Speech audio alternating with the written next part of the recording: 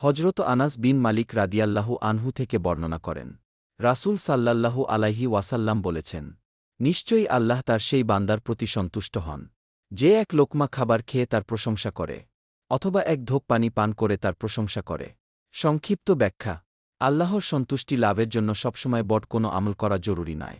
খাবার ও পানির মতো আমাদের প্রতিদিনের সাধারণ নিয়ামতের জন্যও আল্লাহর শুকরিয়া আদায় করা আল্লাহর কাছে অত্যন্ত প্রিয়। আমরা প্রতিদিন কত খাবার খাই, কত পানি পান করি, কিন্তু অনেক সময় এই নিয়ামতের জন্য আল্লাহকে ধন্যবাদ দিতে ভুলে যাই। তাই প্রতিটি নিয়ামতকে আল্লাহর পক্ষ থেকে এসেছে মনে করে আলহামদুলিল্লাহ বলা উচিত। সূত্র: সহিহ মুসলিম হাদিস 2734। এক লোকমা খাবারেও শুকরিয়া আদায় করুন, হয়তো সেই শুকরিয়াতেই আল্লাহ আপনার প্রতি সন্তুষ্ট হবেন। হাদিসটি ভালো লাগলে শেয়ার করুন, কমেন্টে আলহামদুলিল্লাহ লিখুন এবং আপনার প্রিয় মানুষটির কাছে শেয়ার করুন। রাসূল সাল্লাল্লাহু আলাইহি ওয়াসাল্লাম বলেছেন, আল্লাহর কসম, আমি প্রতিদিন ৭০-এরও বেশিবার আল্লাহর কাছে ক্ষমা প্রার্থনা করি এবং তার কাছে তাওবা করি। সহিহ বুখারী হাদিস ৬৩০৭।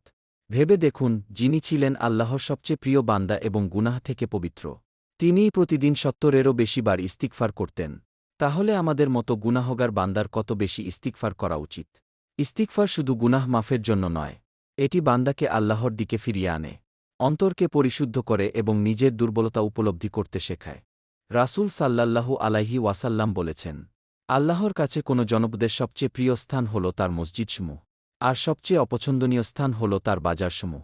সংক্ষিপ্ত ব্যাখ্যা: এই হাদিসের অর্থ এই নয় যে বাজারে যাওয়া নিষিদ্ধ, বরং মসজিদ এমন একটি স্থান যেখানে আল্লাহর ইবাদত, জিকির, কুরআন তিলাওয়াত ও দ্বীনি শিক্ষা হয়, তাই এটি আল্লাহর কাছে সবচেয়ে প্রিয়। অন্যদিকে বাজারে প্রায় মিথ্যা, প্রতারণা, সুদ, ঝগড়া বিবাদ ও দুনিয়ার ব্যস্ততা বেশি দেখা যায়, তাই বাজার অপছন্দনীয়। সূত্র: সহিহ মুসলিম হাদিস ৬৭১।